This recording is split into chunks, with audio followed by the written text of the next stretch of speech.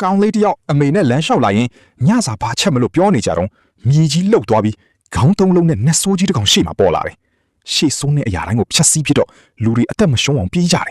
်ဒါပေမဲ့ကောင်းလေးခြေချော်ကျသွားတယ်နတ်ဆိုးကသူ့ကိုဆွဲယူလိုက်ပြီးစားတော့မယ်လို့တယ်အဲ့ဒီအခါကီးဆိုတဲ့ကြက်ဖတစ်ကောင်ကယ်ဖို့လာတယ်နတ်ဆိုးကကောင်းလေးကိုပြန်ပေးဖို့ပြောပေမဲ့သူမလုပ်ဘူးကိုခန္ဓာကထုံးလင်းလာပြီးနတ်ဆိုးကိုတတ်ဖို့ပြေးဝင်သွားတယ်ကီးကကျမတစ်ကောင်နဲ့ပျော်ပျော်နေတော့မနက်ခင်းမှာထွက်သွားဖို့ဆုံးဖြတ်လိုက်တယ်ကျမကတားပေမဲ့လှဲလေဖို့မွေးလာတာတနေရာထဲမှာကြာကြာမနေနိုင်ဘူးလို့ရှင်းပြတယ်သူမစိတ်ထဲငိုမိပြီးငါ့ကိုအပျော်တတ်ကစားတာလားလို့တွေးတယ်ဒါနဲ့ကီးကဒါမဟုတ်ဘူးကိုတရိတ်ဆန်ဗီဇာကိုလိုက်လို့တာလို့ပြောတယ်သူလေထဲမှာပြန်နေတဲ့အင်းဆက်ကောင်ကိုမြင်တော့ကြောက်ခင်းနဲ့ပြစ်တက်လိုက်တယ်စားကြည့်လို့အရှမ်းအရသာရှိတယ်အစာချီဘူးလည်းကောင်းတယ်ကြောက်တလုံးနဲ့ငှက်နှကောင်ဆိုတဲ့အတိုင်းပေါ့ရေတောက်ဖို့ပန်းချံကိုသွားတော့မင်းကလေးနှစ်ယောက်သူ့ကိုကြည့်ပြီးဖဲရလာတာလေတွေးနေတယ်ကီးကကလေးတွေရိုင်းနေခေါင်းမာတယ်မုန်းနေလို့တွေးမိတယ်သူတို့ကကြက်ကြော်ပြီးတော့ရှူးနေတာလားလို့သူတွေးမိတယ်ကောင်လေးတယောက်သူ့ကိုဆွဲယူလိုက်ပြီးဒီကြက်ဖားနဲ့ဘာလုပ်မလဲဆိုတော့တငယ်ချင်းကစားမယ်လို့ပြောပြီးမယ်ယောဂပါလာမှာဆိုလို့ကြောင်ကိုကျွေးမယ်ဆိုဆုံးဖြတ်တယ်ကီးထိတ်လန့်ပြီးပြေးပြီးမယ်ကောင်လေးတွေလိုက်ဖမ်းတယ်ကီးအိမ်တစ်လုံးနဲ့ဝင်ပြေးတယ်လူအိုကြီးတယောက်နဲ့တွေ့တယ်ကောင်လေးတွေကငါတို့ပိုင်နဲ့ကြက်လို့ပြောပြီးမယ်လူအိုကသူတို့မကောင်းတဲ့အကြံရှိလို့ဒီမှာနေတာလို့ပြောလိုက်တယ်ကောင်လေးတွေမတက်နိုင်ပဲထွက်သွားတယ်ကီးလူအိုကိုကျေးဇူးတင်ပေမဲ့ကို့အလုပ်ရှိလို့ဒီမှာမနေနိုင်ဘူးလို့တွေးပြီးထွက်ခါနီးလူအိုကပကံနဲ့ထမင်းကျွေးတော့မခံနိုင်ပဲစားလိုက်တယ်လူအိုကစိတ်ထဲတစ်ခုခုဖြစ်နေတာမြင်တော့ငါမယားကစားငတ်တွေအစာကျွေးလေးရှိတယ်အနားယူပြီးသူမနဲ့အချိန်ပူပေးခဲ့ရရင်ကောင်းမှာပါလို့ပြန်ပြောပြတယ်ကီးလည်းနားလည်မိတယ်အရင်ကသူ့အိမ်ကိုနတ်ဆိုးတကောင်ဖျက်ဆီးတော့အမဖြစ်သူစာရာကကေပါလို့တောင်းပန်တော့ကိစ္စခံလိုက်ရတဲ့အကြောင်းပြန်အမှတ်ရမိတယ်သူတို့စကားပြောနေတော့ပောက်ကွဲတန်ကြားလိုက်ရတယ်နတ်ဆိုးတကောင်ဖျက်ဆီးထိမ့်သိမ်းရင်လူတွေထပ်ပြေးကြတယ်အရင်ကကီးကိုလိုက်ဖမ်းတဲ့ကောင်လေးတွေကတယောက်ချီချော်ပြီးနတ်ဆိုးကြော်လွားလိုက်တယ်လူအိုကသူ့တီတာမကြည့်နိုင်ပဲကိုယ်တိုင်ပေါ်သွားအောင်လိုက်တယ်နတ်ဆိုးလှုပ်ကြံခါနီးကီးကကာကွယ်ပေးလိုက်တယ်လူအိုကကလေးတွေကိုဘေးလွတ်ရာခေါ်သွားတယ်ကီးကအမဖြစ်သူလှုပ်ခဲ့တာကိုအောက်မေ့ပြီးဒေါသတကြီးတိုက်တယ်နတ်ဆိုးကကားတွေပြစ်ပေမဲ့ကီးကရှောင်လွဲပြီးနီးကပ်သွားတယ်ခေါင်းပေါ်ခုန်တက်ပြီးမျက်လုံးဖောက်လိုက်တယ်ပြီးတော့သူ့ရဲ့အထူးလှုပ်ရှားမှုအတန်လိုင်းကိုထုတ်လိုက်တယ်အဲ့ဒီအော်တန်ကပြတင်းကြီးကွဲအပ်သွားပြီးနတ်ဆိုးကိုအပိုင်းပိုင်းကွဲသွားအောင်လုပ်လိုက်တယ်လူအိုကဒါက resonant လို့ခေါ်တယ်ဖြစ်စဉ်အတန်ချိန်တုန်းကအရာဝတ္ထုတစ်ခုရဲ့လှိုင်းအလျားနဲ့ကိုက်ညီရင်ဖြစ်တယ်လို့ရှင်းပြပြီးမြဲဘလိုနီးနဲ့နတ်ဆိုးကြီးကိုတတ်နိုင်တယ်လေဆိုတာသူ့မှာလျှို့ဝှက်စမ်းချင်နေတော့ပဲကီးကသူတတ်လိုက်တဲ့နတ်ဆိုးကိုစစ်ဆေးတော့အမကိုက်တဲ့ကောင်မဟုတ်ဘူးလူအိုအိမ်ဝင်းပြတ်သွားတဲ့အတွက်တန်ရှင်းရေးလုပ်ပေးပြီးအကျွေးဆက်ပြီးမြို့ကထွက်သွားတယ်သူစီကငိုတဲ့မိမကိုပြစ်ထားခဲ့တာကိုဟန်မဟုတ်ဘူးဆိုပြီးအရင်ကျမစီပြန်သွားပြီမြဲသူမကတခြားတစ်ကောင်နဲ့ရှာတွေ့သွားပြီနောက်တနေ့ကီးကပင်လေတင်မောသီးကောက်တဲ့အဖွားအိုတွေနဲ့လိုက်နေတယ်တင်မောသီးကိုမသိပေမဲ့အကိုက်ခံလိုက်တော့အရာသာအံ့ဩသွားတယ်။အိုဓာဆိုတဲ့လူတယောက်ကြက်ကလေးတွေရောင်းနေတယ်။ကျမလေးယူကိုကဆက်သွားပါလို့အားပေးပေမဲ့တခြားကြက်ကလေးတွေ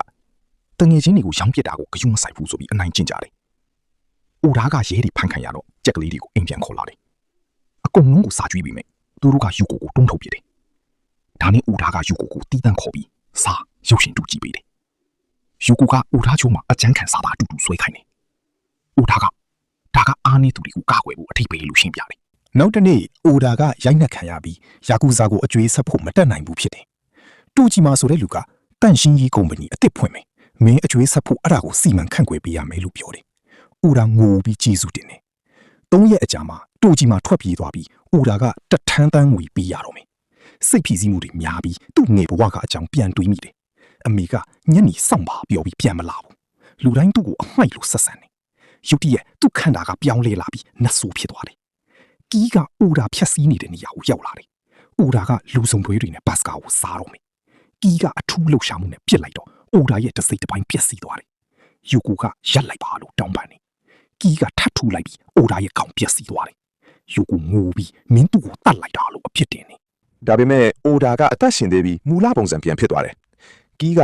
ပုံမှန်အားဖြင့်နတ်ဆိုးဖြစ်သွားရင်အဆုံးမကောင်းဘူး။ဒါပေမဲ့အိုဒါရဲ့နှလုံးသားကိုနတ်ဆိုးကအပြည့်အစုံမရသေးလို့အသက်ရှင်ကြတာယူကိုနဲ့တခြားသူတွေဘေးမှာရှိတာဖြစ်နိုင်တယ်လို့ရှင်းပြတယ်။ကီးထွက်သွားဖို့ဆုံးဖြတ်တယ်။ယူကိုကကီးနောက်လိုက်ပြီးตาရတဲ့ကြက်မလေးကိုဘယ်သူမှစွန့်ပစ်လို့ရမလဲလို့တွေးပြီးအော်တော့မယ်။တနေ့မှာနတ်ဆိုးအစ်စ်တကောင်လာတယ်။ကီးကရှောင်လွှဲပြီးထိုးတတ်တယ်။အထူးလှုပ်ရှားမှုနဲ့ထုတ်ပေမဲ့ပြန်ပေါ်လာတယ်။နောက်ဆုံးတော့အဲ့ဒီနတ်ဆိုးရဲ့နှလုံးသားနဲ့အုံနောက်ကအမီးမှရှိတာကီးတိသွားတယ်။ကီးကအထူးလှုပ်ရှားမှုထပ်ထုတ်ပြီးအမီးစီရောက်အောင်တိုက်တယ် ငါဆိုးပေါက်ကွဲသွားပြီမယ်တေကာနီးရိုးကိုပြန်ကြိုက်တယ်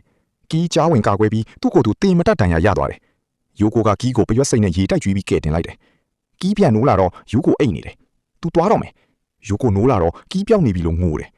ကီးကနောက်ကနေပေါ်လာပြီးနောက်ကျရင်ပြစ်ထားခင်မယ်လို့ပြောတော့ရိုးကိုဒေါသထွက်ပြီးကန်တယ်အဲ့ဒီခါအလီဇဘက်ဆိုတဲ့ကြက်မှာဓာတ်နဲ့ခုတ်လာတယ်သူမကမင်းကကိုတိတ်နာကျင်အောင်လုပ်ခဲ့တယ်မိမှာမဟုတ်ဘူးလို့ပြောတယ်ကီးကဘာမှမမှတ်မိဘူးအတိတ်ကအလီဇဘက်ဟာချမ်းသာတဲ့မိသားစုကမွေးစားခံရတယ်နတ်ဆိုးလာတော့ကီးကကဲတင်လိုက်တယ်ကီးနဲ့ကန်းချီလမ်းလျှောက်ရင်းအချစ်ဖြစ်သွားတယ်ညအိတ်ခဲ့ပြီးမနက်ကျတော့ကီးကသူမကိုစွန့်ခွာသွားတယ်အဲ့ဒါကြောင့်အလီဇဘက်ကကီးကိုလက်စားချီဖို့ခရီးနေလာတာသူမကနတ်ဆိုးတွေကိုတုတ်တင်ဖို့ခရီးနေနေငါမိတ်ဆွေတွေဆုံးရှုံးကြရလို့ပြောတယ်ပြီးတော့လေဘင်းမှာအမှတ်အသားပါတဲ့နတ်ဆိုးဖြူတကောင်ရဲ့ဗီဒီယိုကီးကိုပြလိုက်တယ်အဲ့ဒီနတ်ဆိုးကဖိနှိငတ်အသွင်ပြောင်းလို့လူတွေကိုတိုက်ခိုက်တာမြင်တော့ကီးကဒါငါအမဆာရာနဲ့တူတယ်လို့ထိတ်လန့်သွားတယ်လေဘင်းအမှတ်အသားကလည်းတူတယ်အလီဇဘက်ကဒီနတ်ဆိုးဖြူဟာမင်းအမှားကြိုက်တဲ့ကောင်ရဲ့အစင်းမြင့်ပုံစံဖြစ်နိုင်တယ်တိုချိုမှာအရင်ဆုံးပေါ်ခဲ့တာလို့ပြောတယ်နောက်တနေ့မနက်မှာအလီဇဘက်ကယိုကိုနဲ့ကီးကိုရေပူစမ်းခေါ်သွားတယ်ရေကိုကြောက်တဲ့ကီးကိုတွန်းချလိုက်တော့ကြောက်ပြီးရီတိန်လို့စိတ်အေးသွားတယ်ရေပူစမ်းထဲမှာအလီဇဘက်ကကီးနဲ့နီးကပ်နေတော့ယိုကိုမနာလို့ဖြစ်တယ်အလီဇဘက်ကယိုကိုကြောမှာတာဝင်းဆိုတဲ့စာသားတွေ့တယ်ယိုကိုကအိုဒါရေးပေးတာလို့ပြောပြီးငိုတယ်ညဘက်မှာယိုကိုပျောက်သွားတယ်ကြောင်တကောင်ကသူမကိုဖမ်းသွားပြီးတားတွေကိုကျွေးဖို့ဖမ်းတာအလီဇဘက်ကကြောင်အတွက်ဥတလုံးဥပေးလိုက်တယ်ပြီးတော့မြို့ထဲကလူတွေအပေါက်တူးနေတာတွေ့ရတယ်ကြောင်ကနတ်ဆိုးတကောင်ဒီမှာ10ရက်ကြာလူတွေကိုမရက်မနာတူးခိုင်းတယ်လို့ပြောတယ်ကလေးတွေတိမ်မတက်ဖြစ်နေတဲ့နေရာမှာအလီဇဘက်ကကဲထုတ်ပြီးတယ်နောက်ဆုံးမှာတော့ကီးကအလီဇဘက်နဲ့မသွားချင်ဘူးနတ်ဆိုးဖြူကိုပဲသွားရှာမယ်လို့ပြောတယ်ဒါပေမဲ့ရုတ်တရက်ကီးကစိတ်လွန်ကဲလွန်းလို့မထိန်နိုင်တော့ဘူး